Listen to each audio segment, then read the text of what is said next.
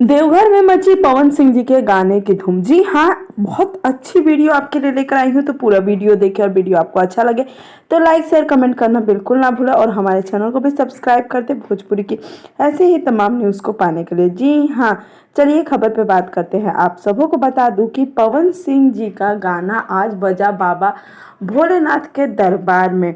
आज है लास्ट सोमवारी सावन की इस साल की। इसी उपलक्ष्य में जब शिव दर्शन की शुरुआत हुई तो वहाँ पे भोले बाबा की जयकार के साथ पवन सिंह जी के गाने का भी हुकार लगा और वो तस्वीरें वीडियो सोशल मीडिया पे काफ़ी ज़्यादा वायरल हो रही है। तो कहीं ना कहीं पवन सिंह जी का धूम तो आज भी देवघर में मचा हुआ ही है।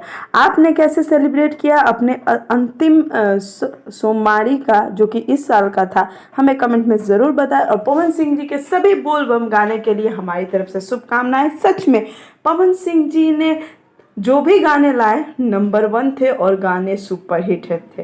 वीडियो कैसा लगा कमेंट जरूर।